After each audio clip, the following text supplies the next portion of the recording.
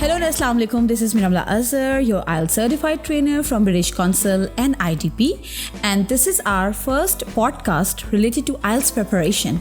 Before starting anything, I would like to tell you about my online platform with the name of House of English. I'm running it since 8 years and it's like going really well because we are providing services related to IELTS preparation, PTE, Duolingo, content writing, online spoken classes, and mostly the classes are going to be held on Google Meet. Today's our focus is on IELTS preparation, but first of all, I would like to tell that what is IELTS test? IELTS is a proficiency test. Mostly students do this test for the work or for education purposes in abroad, and it has two categories like general and academic. And for this purpose, I've invited my previous student who has recently cleared her IELTS with flying colors, and we are going to talk about IELTS preparation with her and how she just completed her preparation, how she appeared in the test, and what was her review related to IELTS. So let's invite Anika Ikram from Islamabad. Assalamu alaikum Anika. वालेकुम अस्सलाम. How are you? I am good. Ma'am आप कैसी हैं? मैं बिल्कुल ठीक हूँ, आपके सामने हूँ. अच्छा, तो अनिका, आज आपको बुलाने का मकसद ये है कि सबसे पहले तो आपने मुझे बताना है कि जी IELTS जो टेस्ट है, ठीक है, आपने अभी IDP से दिया, ठीक है, IDP काउंसिल से, उसके बारे में बताना है कि वो टेस्ट कैसा था, आपका वहाँ पे एक्सपीरियंस क्या था. सेंटर का थोड़ा सा आपने सिनेरियो के बारे में मुझे बताएं सबसे पहले. हाँ जी. सेंटर का माहौल बहुत अच्छा था और सब स्टूडेंट्स के लिए ये है कि जब भी आप टेस्ट बुक करवाते हैं तो आपको काउंसिल की तरफ से ईमेल आती है, उसमें इंस्ट्रक्शन होती हैं, आप उसको ज़रूर फॉलो करें और आप रिलैक्स रहें. बहुत अच्छा माहौल है और आपको वहाँ पे स्टाफ होगा जो हर चीज़ की गाइडेंस देगा और हर तरह के क्वेश्चन का आंसर भी प्रोवाइड. Okay, so एक जो सेंटर होता है उसमें कितने जो है वो स्टूडेंट्स होते हैं कंप्यूटर पे जो उनको मिलता है? जिस हॉल में मैं थी 15 एक स्टूडेंट वहाँ पे दे सकते हैं. रेशियो 15 तक का है. Okay, that's actually a good thing. It means कि बहुत सारे बच्चे जो हैं वो IELTS कर रहे हैं. So let's start with the modules. Okay, कि हम सबसे पहले स्पीकिंग पे बात करते हैं, ठीक है, कि जो स्पीकिंग मॉड्यूल है उसमें क्या डिफ़िकल्टीज आपको आई, ठीक है. स्पीकिंग में जो है वो 3 पार्ट्स होते हैं, ठीक है. पहले पार्ट में एग्जामिनर आपसे आपकी पर्सनल क्वेश्चंस करता है आपके बारे में, ठीक है. इनफॉर्मल थोड़ा क्वेश्चंस होते हैं और उसमें आप अपने एक्सप्रेशंस जो है वो यूज़ कर सकते हैं. जी, to my mind, to be honest, definitely, yeah, ठीक है, येस और नो ना इस्तेमाल करें, ठीक है. और जो पार्ट 2 होता है उसमें आपने क्यू कार्ड पे स्पीकिंग करनी होती है, 2 मिनट, एग्जामिनर आपको 1 मिनट देता है, ठीक है. और पार्ट 3 में फॉलोअप क्वेश्चंस होते हैं, ठीक है. स्पीकिंग जो होता है वो मॉड्यूल बड़ा इंपॉर्टेंट है क्योंकि उससे आपका बैंड जो है वो इंक्रीज़ होता है. तो आपका स्पीकिंग का टेस्ट के बारे में क्या एक्सपीरियंस था वहाँ पे? स्पीकिंग का एक्सपीरियंस मेरा बहुत अच्छा रहा. वहाँ पे हाई डेफिशिएंसी वीडियो कॉल के थ्रू जो इंस्ट्रक्टर थे वो बहुत रिलैक्स थे. उन्होंने मुझे ऐसा फील नहीं होने दिया कि वो बहुत ट्रिक हैं और उन्होंने मेरे से. बट मोस्टली स्टूडेंट्स कहते हैं कि जिस एग्जामिनर का तो एटीट्यूड बहुत रूड होता है. नहीं, मुझे तो बहुत रिलैक्स लगा. I feel like I was talking with one of my friend. Okay, and you have to speak very natural. Okay, जितना नेचुरल आप बोलेंगे उतना ही आपका बैंड जो है वो अच्छा आएगा. आप बहुत ज़्यादा अपना मैसेज जो है वो सही से एग्जामिनर को कम्युनिकेट कर सकते हैं. सो जस्ट मेक श्योर कि आप बहुत ज़्यादा जो है वो नेचुरल स्पीकिंग करें. You can use good vocabulary, pronunciation भी अच्छी होनी चाहिए, ग्रामर एरर नहीं होना चाहिए और फ्लुएंसी मैटर करती है. फ्लुएंसी के अलावा एक्सप्रेशन भी मैटर करते हैं. आपने इस टेस्ट को, स्पेशली जो स्पीकिंग का टेस्ट है, ऐसे दें जैसे आप रिलैक्स माहौल में. बिल्कुल, that's right, that's absolutely right. Okay, और let's talk about reading module which is actually the difficult part for everyone. Students को लगता है कि ये पता नहीं कोई एक उन पे मुसीबत तारी होगी, पहाड़, ठीक है. और तो इसमें क्या होता है? एक तो 1 घंटा बैठ के कुछ पढ़ना और फिर उसी कंटेंट के बीच में से हर तरह के सवाल के जवाब देना वाकई ही बहुत मुश्किल है. और मेरे लिए टाइम मैनेज करना बहुत बड़ा इशू था, लेकिन मैम ने मुझे गाइड किया कि पेशेंस रखो और पार्ट वाइज प्रैक्टिस करो. जब आपकी ग्रिप 3 सेक्शंस होते हैं ना, 1 आवर में करना होता है, ठीक है. और अगर कोई क्वेश्चन जो है वो आपको उसका आंसर, किसी स्टेटमेंट का आंसर नहीं आ रहा, ट्रू फॉल्स नॉट गिवन है, तो उसको स्किप कर दे और नेक्स्ट क्वेश्चन पे चले जाएं और फिर नेक्स्ट क्वेश्चन को अटेम्प्ट करने के बाद अगर आखिर में आपको जैसे सारे क्वेश्चंस आपने कर लिए उसके बाद आपके पास टाइम है थोड़ा सा, तो फिर आप उस क्वेश्चन पे दोबारा आ जाएं जो आपसे मिस आउट हो गए और उनको कंप्लीट कर लें और आपको मिल भी जाएगा आंसर, क्योंकि उस टाइम पैनिक हुआ था ना बच्चा। ठीक है, तो आपके साथ ऐसा हुआ था कि कोई क्वेश्चन का आंसर नहीं मिल रहा था? ऐसा ही है, 1 या 2 ऐसे क्वेश्चन से जिनका मुझे बिल्कुल आंसर नहीं मिल रहा था, तो वो मैम की बात मेरे जहन में आई कि आप इसे स्किप करें, नहीं तो आप फ्रस्ट्रेट हो जाएंगे।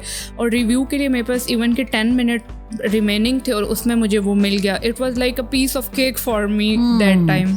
और एक और चीज़ के अगर आप जो है वो पेपर मांग लेते हैं कौंसल से ना, क्योंकि समटाइम्स क्या होता है कि कीवर्ड्स हाईलाइट नहीं होते ड्यू टू कंप्यूटर एरर। ठीक है, तो आप जो है वो टाइमर तो ऊपर लगा होगा, लेकिन आप अपना जो है वो कोई एक्स्ट्रा पेपर मांग लें काउंसिल से और उस पर भी कीवर्ड नोट कर सकते हैं आप लोग, क्योंकि अभी जो है वो पेपर बेस्ड टेस्ट तो नहीं है। ठीक है, मार्च में वो बंद हो गया, तो अब आपको सिर्फ कंप्यूटर बेस्ड टेस्ट के लिए अपेयर होना है। ठीक है, काउंसिल में। तो ये तो होगी बात रीडिंग की। अब let's move towards listening. I think you just found a lot of difficulty in listening module. Yes. Why? What was the reason? I was not used to like listen different type of accent. तो जब भी मैं listening की practice करती थी मुझे बहुत मसला आता था, especially British में female accent में। Okay.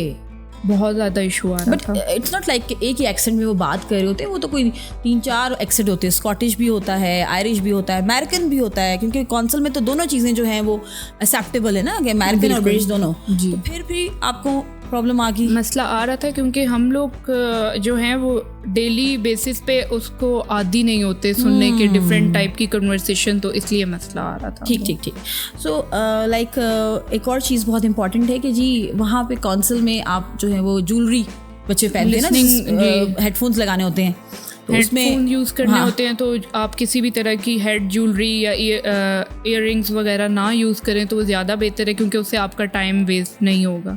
और लिसनिंग में मोस्टली आपको जो है वो फॉर्म फिलिंग का क्वेश्चन आता है। ठीक है, और मल्टीपल चॉइस होते हैं, फिल इन द ब्लैंक्स होते हैं। ठीक है, उसके अलावा जी आपको मैप क्वेश्चन भी आ जाता है। मैप क्वेश्चन इज़ ऑप्शनल, वो ज़रूरी नहीं कि वो आए। ठीक है, तो आपके अगर गुड लक है तो मैप क्वेश्चन नहीं आएगा आपको। ये तो मैं तो यही कहूँगी। बाकी practice makes a man perfect. Okay, आप जितना प्रैक्टिस करेंगे आपका ये चीज़ जो है वो कवर अप होता जाएगा।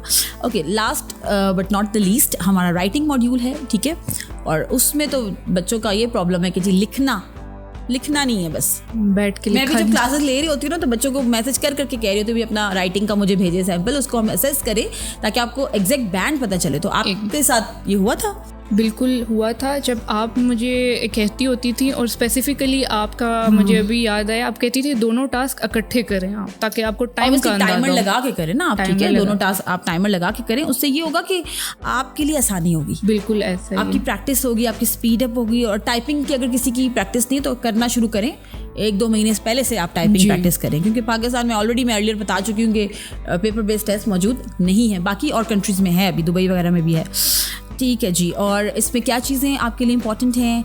आपकी वोकैबुलरी थोड़ी बेहतर हो, ग्रामेटिकल एरर नहीं होना चाहिए, ग्रामर थोड़ी आपकी बेहतर हो लिखने में, कंटेंट आपके पास रेलेवेंट हो। अगर कोई ऐसा क्वेश्चन आ जाए जिसमें ब्लैंक हो, कुछ भी ना लिखना आता हो, कुछ भी ना समझ आ रहा हो कि क्या लिखना है, फिर क्या करना है? मेरा नहीं ख्याल कि आजकल के दौर में कोई बंदा जो है बिल्कुल भी किसी चीज़ पे नॉलेज ना रखता हो, लेकिन जैसे कि मैम ने बताया कि कौंसल आपको पेन और पेपर प्रोवाइड करती है, तो आप डिफरेंट अपनी स्केचिंग बना सकते हैं। ब्रेनस्टॉर्मिंग कर लेना 2-3 मिनट पहले। ठीक है, 40 मिनट्स आपको ऐसे के लिए मिलेंगे।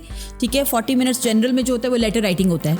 ठीक है, उसमें आपने 150 वर्ड्स का लेटर होता है। I think letter is very easy, वो तो बचपन से करते आ रहे हैं। बिल्कुल, कि वही वाला है, फॉर्मल, सेमी फॉर्मल, इनफॉर्मल। ठीक है ना, तो ये चीज़ है। ओके, और एक और चीज़ जो है कि आपने अगर इररेलेवेंट कंटेंट लिखा है तो उसमें फिर आपको बैंड नहीं इतना अच्छा मिलेगा। कंटेंट आपका रेलेवेंट हो, बेशक आपने उतना अच्छा ना लिखा हो, एग्जाम्पल ना अच्छी दी हो, जनरली आपने बयान किया, उसको एक्सप्लेन कर दिया, that is fine. Okay, paraphrasing आपकी अच्छी होनी चाहिए पहले पैराग्राफ की। और एक और चीज़ जो मैं बताना चाहूँगी कि वो एक लाइन होती है, in this essay I will write this this this blah blah blah, वो लाइन तो लिखनी नहीं है ना, वो तो इररेलेवेंट सी लाइन होती है, उसकी जगह कोई और आप लाइन ऐड कर ले राइटिंग में। ठीक है जी, अब ये हमारे 4 मॉड्यूल्स जो हैं उनके हवाले से हो गई बात ना। तो अब जो मेन क्वेश्चन मेरा ये है कि जो ऑनलाइन क्लासेस होती हैं या जो भी क्लासेस लोग लेते हैं, उसका कितना रोल होता है आपकी प्रिपरेशन में? ऑनलाइन क्लासेस इंपॉर्टेंट है कि नहीं है? बहुत ज़्यादा इंपॉर्टेंट है। ऑनलाइन क्लासेस का रोल ये है कि आपने ये टेस्ट पहली दफ़ा दे रहे हैं, आपको नहीं पता कि वो किस स्ट्रेटजीज़ और टेक्निक के साथ सॉल्व करना है, तो ऑनलाइन क्लासेस ही आपको हेल्प करेंगी ये टेस्ट अटेम्प्ट करने में। बिल्कुल। और यूट्यूब पे जितना भी कंटेंट हो जाए, आप जितना भी आप उसको सर्च करें, बट वो डिटेल नहीं आपको मिलती जितनी आपको एक ट्रेनर गाइड कर सकता है। ठीक है, trainer will help you, motivate you, encourage you. ठीक है, आपको इनकरेज करेगा कि आप इस तरह लिखें, इस तरह करें, और क्लासेस बहुत हेल्प आउट करती हैं आपको एक रूटीन और डिसिप्लिन में आने के लिए। ठीक है, तो ये चीज़ है। इन दी एंड आप एक कोई अच्छा सा मैसेज देते हैं अपना स्टूडेंट्स के लिए, न्यू स्टूडेंट जो आइल्स में प्रिपेयर होने वाले हैं। उनका के लिए 2 ही पैगाम है। एक तो ये कि वो पेशेंस और प्रैक्टिस करें, और दूसरा मैम की एकेडमी ज्वाइन करें ताकि उनको सही स्ट्रेटजीज और टेक्निक्स पता चलें जिससे उन्होंने अपना पेपर सॉल्व करना। Because she is the example hair sitting. ठीक है, यहाँ पे ये बैठी हुई हैं, इन्होंने अपना आइल्स मेरे से ही क्लियर किया है within 4 weeks of training. Okay, और she just clear her IELTS with good bands. Okay, तो आप अफोर्डेबल चार्जेस में ऑनलाइन क्लासेस मेरे से ले सकते हैं, और अभी रजिस्ट्रेशन भी ओपन है। ठीक है, न्यू सेशन के लिए। और स्क्रीन पे आपको हमारा व्हाट्सएप नंबर नज़र आ रहा होगा। ठीक है, और आपको फेसबुक और इंस्टाग्राम का भी हम बता देंगे। ठीक है, हम टैग कर देंगे इस पॉडकास्ट के नीचे। और नेक्स्ट पॉडकास्ट हमारा स्पीकिंग पे स्पेसिफिकली होगा, क्योंकि speaking is the biggest problem for Pakistani students specially, कि स्पीकिंग को किस तरह आपने ओवरकम करना है, कैसे इसको जो है वो आपने इसमें अच्छा बैंड लेना है। ठीक है, so wait for the next podcast. And thank you so much Anika कि आप जो है यहाँ स्टूडियो में आई और आपने जो है वो मेरा फर्स्ट पॉडकास्ट जो है वो मेरे साथ किया। I really enjoyed. ठीक है, बहुत मज़ा आया। ठीक है ना, बड़े अच्छे क्लियर इन्होंने आंसर्स दिए। तो लेट्स सी कि नेक्स्ट हम लोग क्या करते हैं। वही स्पीकिंग मैंने बताया था, अब देखते हैं क्या बात है। ठीक है ना, सो दिस इज मीरा अमला अज़हर साइनिंग ऑफ। ठीक है, and I am going to meet you in the next podcast. Wait for it. Thank you so much, take care, अल्लाह हाफिज़।